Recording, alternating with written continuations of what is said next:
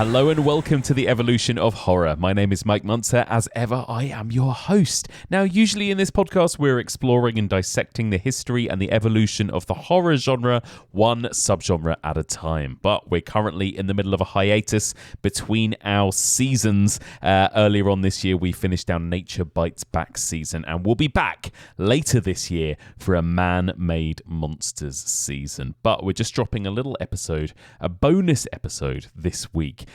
Because this week sees the release of the new Christopher Landon horror movie Drop, and I got the chance to chat to its director Christopher Landon about making Drop, a little bit about his experience on Scream 7, and a bit about the upcoming Happy Death Day 3, which was announced earlier this week. Later on in the episode, I'm also going to play you a little preview of what we've got going on Patreon this week. We kicked off our Discomfort mini-season, in which Becky Dark and I are going to be discussing some of the darkest, most uncomfortable and most fucked up movies ever made that are not horror films. So we're talking Lars von Trier, we're talking Michael Haneke, we're talking Larry Clark, we're talking the Safdie brothers, some of the most uncomfortable stuff imaginable. And this week, to kick off that season, we thought we would talk about one of the darkest comedies ever made, Todd Solondz's Happiness. So you can hear a little preview of that episode after this interview. But first, enjoy my spoiler-free chat with Christopher Landon about his new movie Drop in cinemas from today. Hello, Christopher. How you doing? What's up, Mike? Christopher, tell me a little bit about kind of how you came to this project. What kind of appealed to you about this story and this script initially? So the project, the producers brought me the script, and they were very early stages in development. So it was a first draft. It was such a page turner. You know, it felt like a classic Hitchcockian thriller to me, and I couldn't put it down. And I just immediately knew that I wanted to be a part of it, you know. And then I was so fortunate to work with our writers, with Chris and Jill, who were so open and allowed me to really kind of get into the process with them. It just, like I said, for me, it was a nice departure from a lot of the stuff that I have been doing, but it didn't feel too far afield either. You know what I mean? Like, it was just like, it was my chance to, like, I've called this movie like my grown-up thriller because I do make a lot of movies about young people, you know, right? About kids in high school or people in college. And so it was really nice to sort of make this movie that felt, you know, dare I say, like, mature. Well, I loved it. It kind of had a throwback kind of vibe about it. It reminded me of those kind of early 2000s kind of tech thrillers, or the kind of early 90s thrillers as well. Like, was that kind of anything that you kind of felt when you were reading the script? Yeah, 100%. When I first read the script, like, the first movie that jumped to mind was Red Eye. Right, yeah. You know, and I love that movie, and I'm a huge, obvious Wes Craven fan. And so I kept thinking too, as I read it, I was like, I really feel like Hollywood is not making these movies anymore. Yeah. Or certainly not this way, and definitely not for cinemas. And so I just felt like it would be so cool to bring a kind of hybrid of Hitchcock and 90s thrillers to the present, you know, age. And that's what I was trying to do. There's a feeling of a kind of nostalgia that I get from some of your other movies too, actually, like Freaky, obviously, and I think even, you know, Heart Eyes, which I know were involved in writing earlier this year. What is it about? I feel like we're really kind of, as horror fans particularly, we're really embracing that right now, kind of going back to kind of movies from the 90s, maybe from the 2000s and that kind of thing. Why is that, do you think? Why are we kind of really into this kind of nostalgia currently? I mean, it's funny. I don't know if I would call it nostalgia, to be honest. I mean, I think it's more about reinvention, you know, because, like, I think we're at a point now in sort of like cinematic history where everything is cyclical. Yeah. And it starts to become about, okay, how do we emulate, or how do we create things that we grew up on, that we loved? And so it's not necessarily like, oh, I want to take you down memory lane. It's like, I want to take all these pieces of my own personal sort of film history, or my experience of being an audience member, and how do I bring a lot of those parts of that experience into the future, you know, or into the present at least. And so that's why I think we see a lot of this stuff. I mean, I think there's different versions of it too, you know what I mean? Like, I think where the nostalgia really plays out is in franchises, Yeah. where like you see it a lot in, obviously, and a bunch of other franchises where they are clearly banking on the nostalgia. But like I said, for me, it's just how do I keep making these love letters to the movies I grew up watching? What were the movies you grew up watching? Were you like a 90s horror kid? I was an 80s and 90s. I was a 60s, 70s, and 80s. And I mean, I started watching horror movies when I was probably about 6 years old, which I don't necessarily recommend to other parents out there. But I had a steady diet of it. I was watching 4 or 5, 6 horror movies every single weekend. And so I saw everything, I saw literally everything, from the really sort of classy stuff like Rosemary's Baby, all the way down to like, Chopping Mall and I Dismember Mama and all the kind of like, other types of horror films.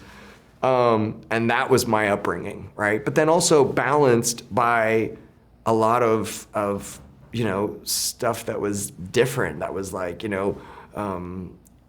Monty Python, which was something I watched a ton of with my dad, and even other kinds of movies like Terms of Endearment, or emotional dramas, and of course Spielberg, like I was definitely a child of the '80s in that way. And all those movies and all those filmmakers have had such a huge impact on my career. Yeah, I think that's really interesting because I think you're so good at kind of balancing tones, I suppose, whether it is kind of comedy with horror. And, there's some nice comedy, I think, particularly in the first act of this movie as well, right? And I think that's a tricky thing to get right. Not all horror movies can get that kind of balance of scares and laughs in that way. Like, what is the kind of secret to that, would you say, and kind of pulling off the right tone that you need for a movie? Yeah, I think the secret is always investing the audience in your main character. Like if that character, however ridiculous, or fantastical the scenario or the situation may be, and again, I look at some of the work like Happy Death Day, where you're dealing with a time loop, or Freaky, where it's a body swap movie. I still ground the characters in some kind of an emotional truth, something that the audience can relate to.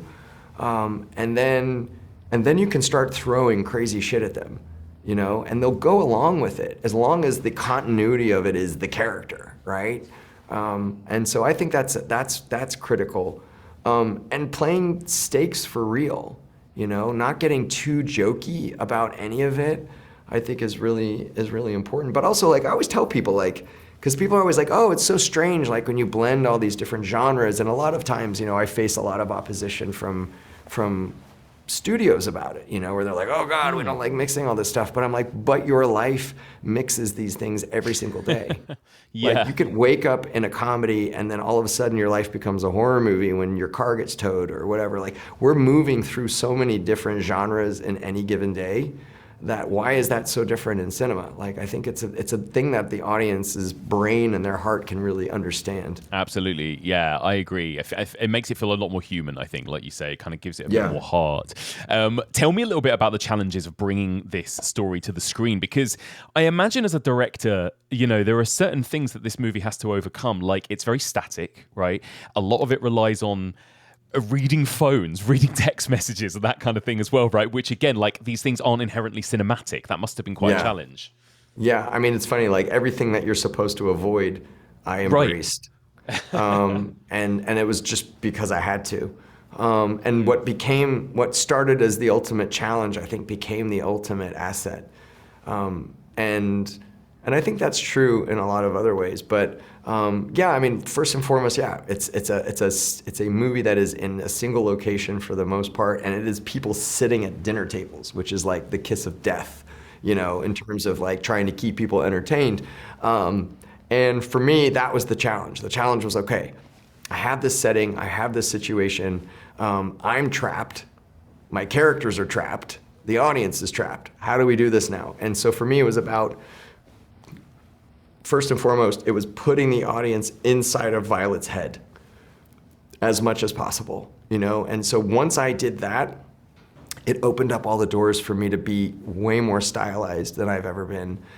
because you're feeling such a subjective experience with her. And so that's why we have all of these like crazy angles and lighting cues and things that are happening in the movie that are not grounded in necessarily in reality, but you're feeling what she's feeling because of those things.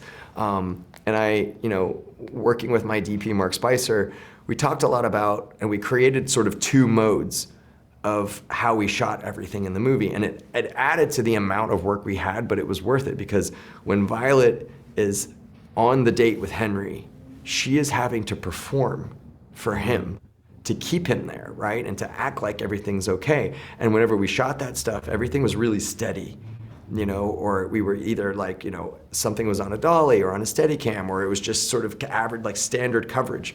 But every time that Violet is communicating or experiencing something with her tormentor, that's when the camera and all the lighting starts to go crazy.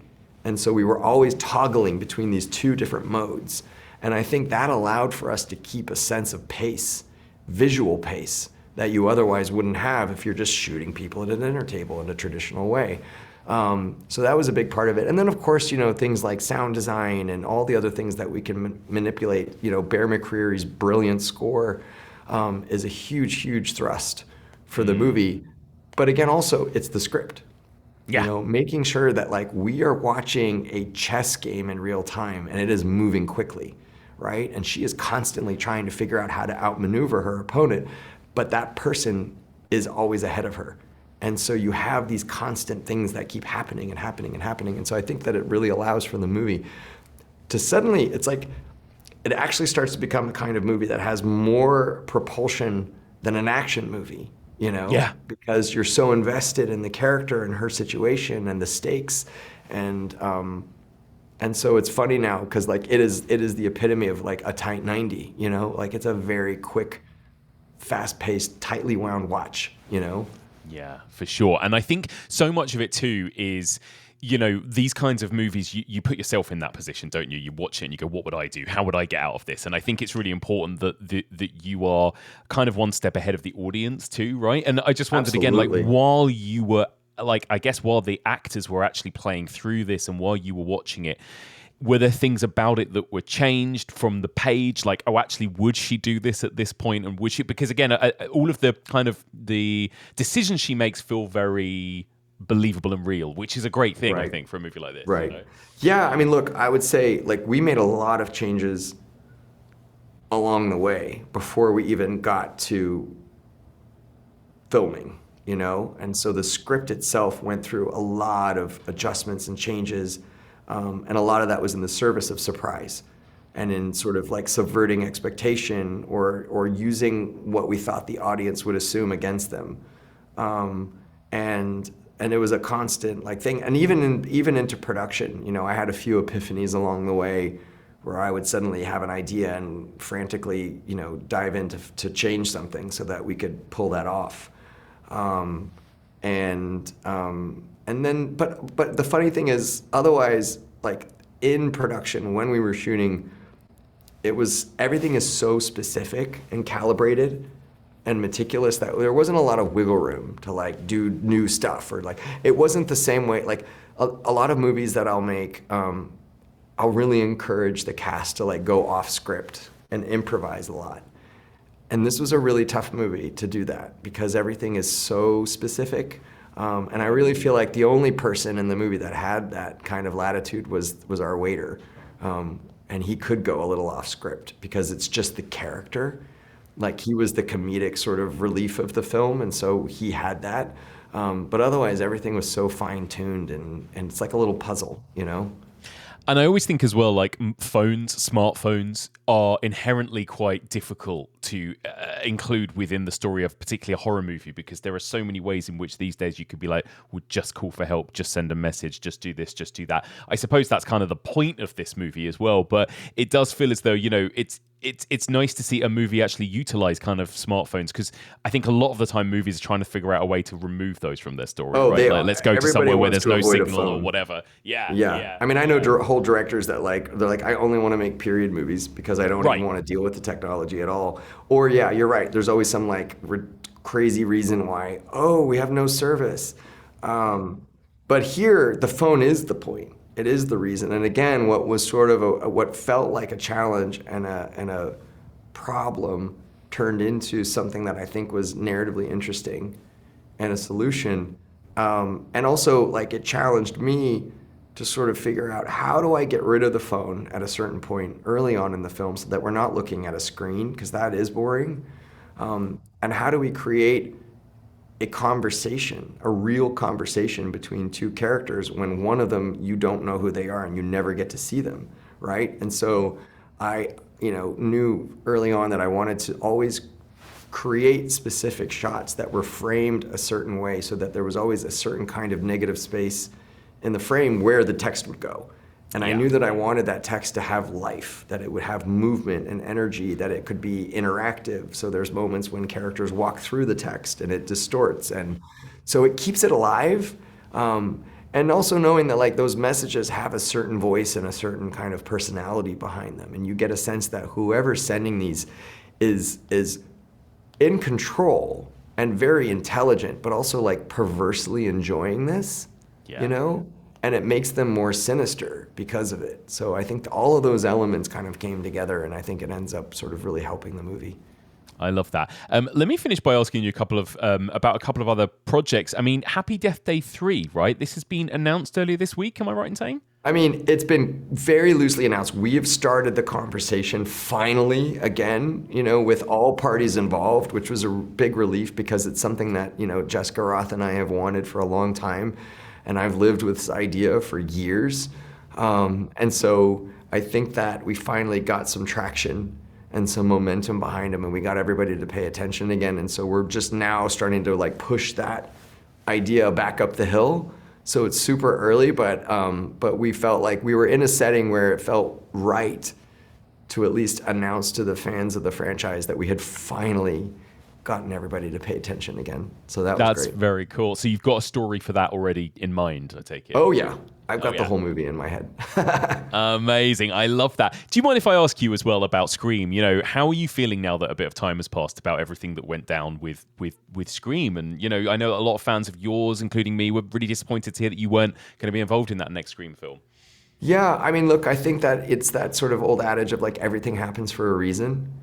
And, I'm constantly reminded in life in all aspects that, like, something that feels certain isn't, and that something that you may want more than anything isn't right for you. And, looking back on it, I mean, look, it was an incredibly painful and difficult situation to be in for everybody. And I mean everybody. But, I think that it sort of helped push me into this movie. And this movie really met the moment for me, given what I was experiencing on that film. And, I've said to people, like, I didn't get to make the Wes Craven movie that I thought I was going to make, but I made the one I was supposed to make. And I think that's true for Scream 7 as well. Like, I look back on it now and I was like, of course Kevin had to direct that movie. You know what I mean? Like, it's the perfect... It's not that I say that they're ending the franchise, but it's the perfect bookend to it all. And let's be real, like, Kevin was the only human being who could get all those cast members back. Like, none of those people were going to make the movie unless Kevin was directing it. Yeah. And so, again, like, I have every conceivable faith that he's made a great film. I'll be the first person in line to see it. I don't have any ill will or bad blood toward anybody involved, because that's just sort of how I am as a person. Like, I choose joy, and I choose the fun and the privilege of making movies over all of the negative stuff. And I think that, the only hard part for me was just sort of having to deal with the toxic side of fandom, if I'm being real. And it's dark, and it's really fucked up. And when people, like, threaten to murder your kids, it's super fucked up over a fucking movie, right? But, you find your way out of the dark, and I did with this film, and I'm so grateful that I got to make this film. And, like I said, I can't wait to see Scream 7. I love that. And finally, what is next for you then? Is there anything else coming up that you can tell us about? I can't really talk about any of it yet. I have a couple things that I'm sort of like, as they say, like kicking the tires on, and some of it's stuff that I've written. I have a really cool project that I worked on with Michael Kennedy, who I did Freaky and Hard Eyes with. And that's something that we're really excited about and seeing where that's going. But there's some other stuff too that's out there. And so I'm kind of just biding my time a little bit and letting the right ones sort of rise to the surface first, but they're all really cool projects. Incredible. Christopher Landon, it's been such a pleasure. Thank you for your time. No, thank you. A big thank you to the wonderful Christopher Landon. His new movie, Drop, is worth a watch. It's in cinemas from today. And if you want to hear our full review of Drop, sign up to our Patreon, patreon.com/evolution of horror. We do a monthly strand there called Fresh Blood, in which me and my 3 co-hosts, Steph McKenna, Brad Hanson, and Becky Dark, all 4 of us discuss all of the new releases in horror that month. We talk about books, video games, TV shows, physical media, new horror films on streaming, and new horror films in cinemas. So we will be talking about our thoughts on Drop later this month in the next edition of Fresh Blood. Also, speaking of Patreon, this week we kicked off our discomfort season to talk a little bit about Todd Solondz's Happiness. I was joined by Becky Dark to discuss that movie, and here's a little preview, a little snippet of the sort of conversations we bring you over on Patreon. So don't forget, if you want to sign up and hear more of that, patreon.com/evolution of horror. Hello, Becky Dark. Hi. Hi, how's it going? Fine, thanks. How are you? Good. I was just saying we're having a lovely sunny Friday right now, and we're about to ruin it by talking about some really fucked up shit. Awful, dreadful stuff. Yeah, like the worst stuff. The worst stuff. We'll get to this when we talk about the film, but I don't think I've ever heard you react to a film in the way that you react to this week's film. Mike. Incredible stuff. I was like hyped for it because it's one that you've always said is like a fave, or like a fave, but one you really like. And then you messaged me weeks ago and you were like, I'm thinking of doing this discomfort season. I know you've never seen Happiness. Do you want to come and chat to me about Happiness? And I was like, yes, this is it. This is the perfect excuse, opportunity for me to finally like tick it off my watch list. I immediately ordered the Criterion Blu-ray and it turned up and I was all excited. And then you were like, oh yeah, and I'm also thinking of doing like this film and this film and this film. And I was like, oh shit, like why have I agreed to do Happiness? You love all these like, films. I love all these films. And then we agreed to do a whole season together and I was very excited. And you said Happiness is the perfect one to start with. And so we announced it. And then all of these people that I know were like sliding into my DMs like, have you seen Happiness? Yeah. And I was like, no, I haven't. Like, I'm so excited to finally check it out. And they were like, and I don't, so you say that you've never heard my reaction to a film. I don't think I've ever received a reaction to a film that I have from like other people where they're like, oh mate. And so, but this just made me more excited because I was like, oh, this, like, I love that it's kind of like getting such a reaction and it's got such a reputation. I'm going to love it. And then it took me about 5 hours to watch a 2.5 hour film. And I texted you about an hour and a half into it. And I was like, I've had to have a little break. And I had to just like go and water all my house plants because I just needed some like joy in my life. That's, I get that quite a lot with films, more than you do, I think. I got that with Speak No Evil. I got that with Martyrs. I got that slightly with The Coffee Table, films where I sort of need to go outside and wander around and touch grass for a bit and just like find something pure and beautiful in the world to appreciate because a film I've just watched has made me feel so awful about the world. Awful. Awful. And you had that with Happiness, so there you go. Oh, God, yeah. So we'll come on to talk about that at length in great grim detail, I'm sure. So yeah, well, let's get into Happiness in a bit, but I guess we should start by talking about this kind of season that we agreed to do because we talked about these films, and as you mentioned, the more films I mentioned, the more you were like, I want to talk about a lot of these movies, right? So Happiness aside, what is it about these movies that does kind of appeal to you, because we're going to talk about some of the most uncomfortable dark movies imaginable, right? But generally speaking, again, maybe happiness aside, you've always been quite a fan of these sorts of films, I would say. Yeah. And I don't really know why, because I've obviously been trying to put my finger on why ahead of this chat, because I knew you were going to ask me, like, but Becky, why do you like watching these films that make you horribly uncomfortable? And like, it's not just me, right? Like, these films are big and popular and people love them. They love being made to squirm, and I don't really know that I've got an answer as to why that is, because like, so say we're referring to them as discomfort movies, which makes them the opposite of comfort movies, and everybody knows why you love comfort movies, right? So those are the films that you watch time and time and time again. You can probably quote them from beginning to end. You put them on when you need comfort. They're like a nice kind of warm blanket of kind of nostalgia and memories and stuff that you love. We've all got these lists of films that you put on if you're like sick or you're sad or you need something that like just isn't at all kind of taxing, right? You just kind of, it's like this old friend that you spend some time with. And I think that the appeal of that is really obvious. So like, what's the appeal of a discomfort movie? And I guess it makes sense that we're talking about it on your horror podcast, because there's got to be a crossover there, right? Like, why do we watch horror? I watch horror because I like that feeling of being afraid in that kind of safe environment, that kind of safe situation where like you get all of those like physical and kind of emotional reactions where you're like, oh, I'm scared and my heart's going and my adrenaline's up, and you know, you kind of feel uncomfortable, but you know kind of rationally that you're not in any danger, and so it kind of gives you an opportunity to experience that stuff in a safe space.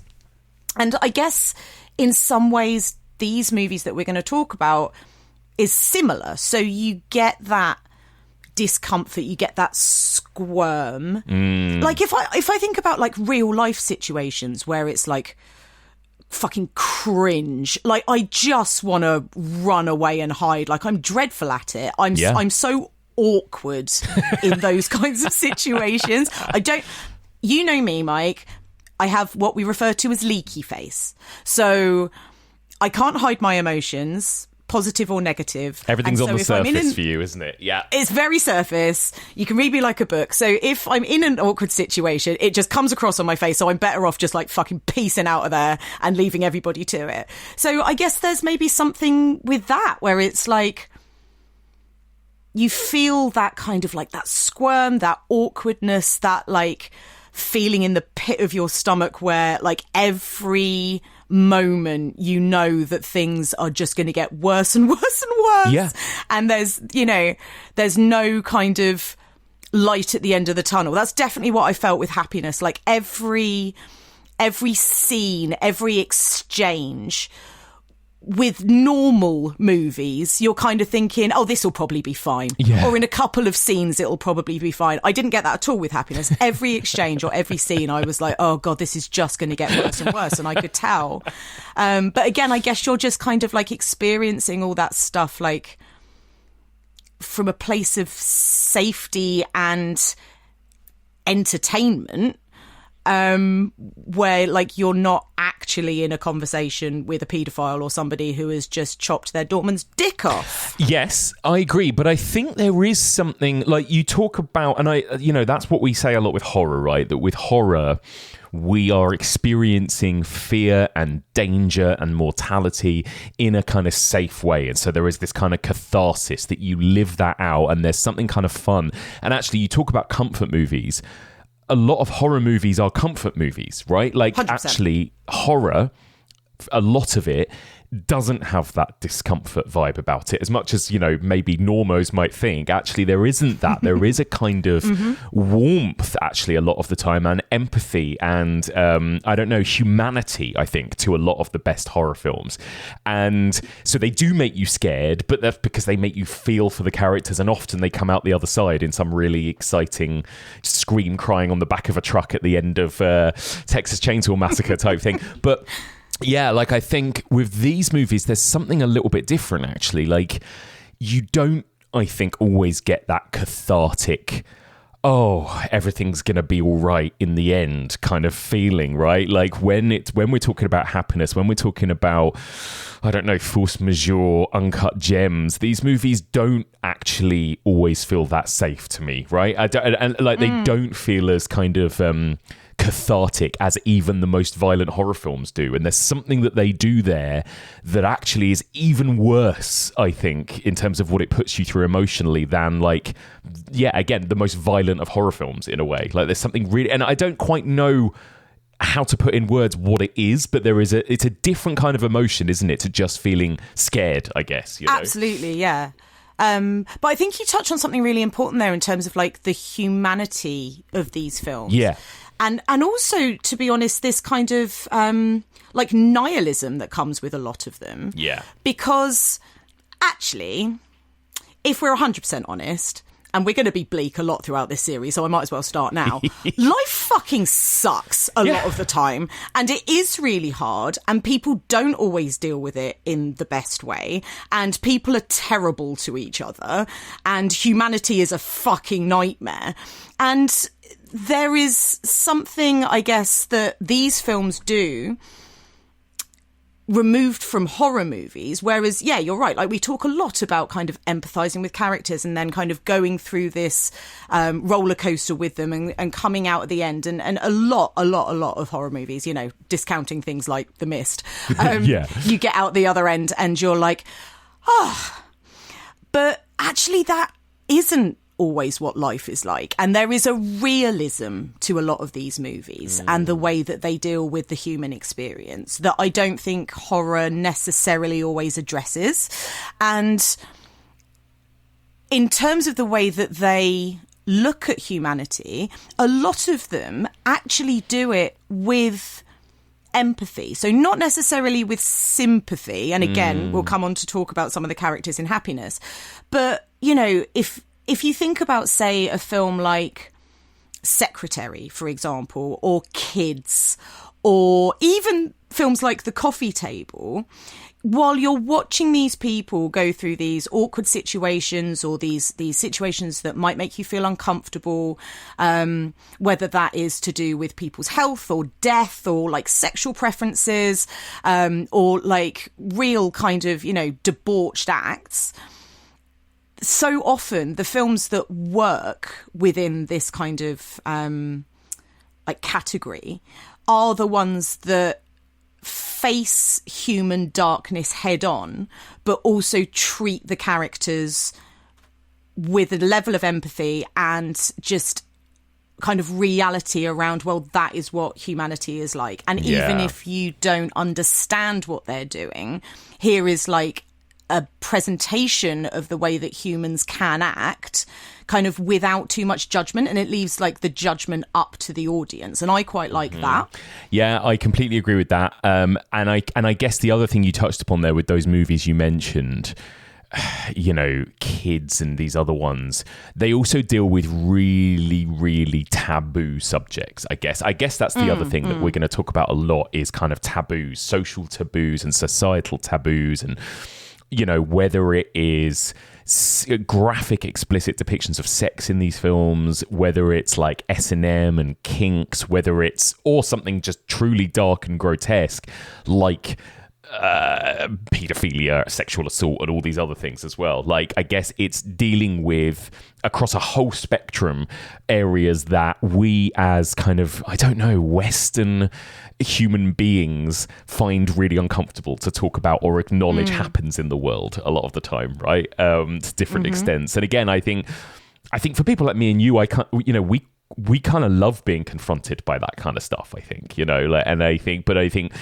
on the whole, society does not. Like, I don't think those... Again, and even in the most... If you think of the most famous horror films out there and the most successful horror films at the box office, they actually don't deal with many of those taboo subjects a lot of the time. You know, they don't feature kind of explicit sexuality or any of those other things, you know. So I think all that's like... That's really interesting too, that actually they go one step further than even horror films in terms of tackling taboos that we don't like to acknowledge about ourselves, you know? Yeah. And I think it is interesting kind of if we're talking about like genre as well, because I don't know, I think in some ways they can almost like stealth address this stuff for audiences, because if they're the sorts of films that win prizes at Cannes or get shown at Sundance and stuff, it's not like horror that, as you alluded to earlier, a lot of people are a bit sniffy about, or they assume it's one thing, but actually it's another. With these sorts of films, a lot of the time, they're the sorts of films that, like, normal cinema goers might go to see because, you know, they've heard talked about on like Radio 4, and they're like, oh yeah, like this is an art house movie, I'm going to go and see this, and then they get confronted with like something truly atrocious. But I find that really interesting, this idea that they are these sort of like often very indie, often quite sort of art house movies that are kind of able, outside of sort of the studio system, I guess, or like under the radar, to address this stuff and kind of confront audiences with it. And I think like even from, you know, a personal point of view, in terms of like why I enjoy a lot of these movies, is I think like coming back to this human condition thing, like, I don't know, I think I'm personally quite a realist about humans, and I think I would much prefer to face head on the sort of shit that people can do and do to each other. And again, coming back to this kind of safe space thing, like being able to come up with my own opinions and judgments and reactions to that, again, sort of within this safe space. And it almost like... it sort of almost like gives you a bit of a dry run to it, to then when you're confronted by God knows what in real life. But, you know, again, coming back to this thing of like, they're still movies, right? They're still meant to be entertaining.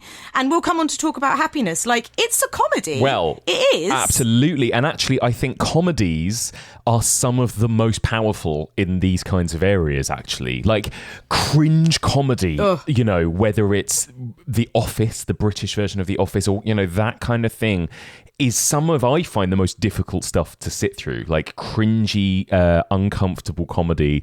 And again, we talked about it on Fresh Blood and stuff. The Coffee Table is a perfect example of that. A kind of like dinner table farce that plays out like it could be a comedy play, almost slapstick, but about the darkest subject matter available, where you were just like, you're just clawing at your own seat and your own face, white knuckling through it. Yeah, exactly. And I think that's, again, something that's really interesting about this. And I think we've tried to, when we were discussing what films to cover in this, I've tried really hard to keep as far away, I suppose, from the horror end of the spectrum as possible.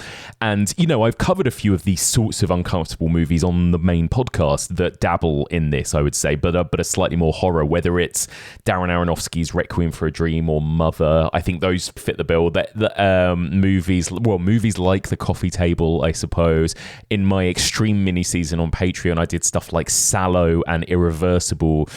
And I think they all fit that kind of discomfort movie vibe, I would say. But they have so much kind of violence and horror in them, and the way in which they're supposed to kind of repulse you, there is something a bit more horror about them. Whereas, there's something about these particular types of films, Happiness, etc., that is like, wow, these are just like you said, these are just indie comedies, right? And there's something basically, and again, there's something even more transgressive and shocking about that, I think, because you're right, because it's wrapped in the genre of offbeat, indie, critically acclaimed comedy, I guess. Yeah. But weirdly, like, I can't watch shit like The Office. No, I know. Yeah, you don't actually like too much social cringe, right? Yeah, I guess the more out and out comedy side of things I don't like it as much. Like, I don't like, for example, like gross out comedies particularly. I don't really like these kind of like these sort of TV comedies where you are just like, yeah, like I just like claw my own face off while I'm watching these people interacting. And I suppose for me, there is this like, and I'm not sure I'm necessarily going to be able to put my finger on where that is, but like there's this line of whether it is played for like belly laughs or whether it is played for kind of like uncomfortable laughter. And I'm more comfortable with uncomfortable laughter. I totally know what you mean. I think there's like an unspoken thing. Like Happiness isn't a movie where it's like a one-liner every other line or anything. Like it's not like watching a sitcom or watching something like that. And I think comedy's so subjective. Like we all just find certain things funny or unfunny. Like you said, whether it's slapstick, whether it's gross out, whether it's cringe comedy. And I think that's just taste, isn't it? And personality. But yeah, definitely. I know what you mean. I think there's a difference between these movies that really ride the line between being comedies and again, we'll talk about people like Lars von Trier in this series and Michael Haneke. I think they ride that line often in a really interesting way as well, where it's like, are you just slightly trolling me here, Lars? Yeah. Like, are you having a bit of a joke, or are you actually wanting to make me feel as bad as possible? You know, and sometimes it's like I'm fascinated by that line that they ride. Yeah. So also with like the list, we started talking about it, and I just started throwing out like the bleakest possible shit. So we would, I was like, oh, like what about The Road? And you were like, no. Firstly, no, because it's bleak as fuck. But also, like, I kind of went too far in that, like, it's not horror, it's just, like, horrible to watch. That's not really what we're talking about, is it? It's like, that's not cringe. Like, that is just, like... Yeah, again, it's a really difficult thing, and I'm excited we'll talk about it week by week or month by month as we go through these, I think, because I don't quite know what the definition is that I'm looking for, but I just know that The Road and some of those kind of really Threads, those sorts of movies don't quite fit what I'm talking about with the discomfort. Yeah. No, exactly. Really it's like, it's not that we're just watching really dark movies that don't quite fit under the horror banner. We're like trying to like look at films that are this kind of, they sort of fit into this specific like square hole. Yeah. Again, uncut, like Safdie brothers movies, so Larry Clark movies. Like these are the sorts of movies that come to mind. Yeah. Definitely. I was like, what about The Nightingale? And you were like, but no.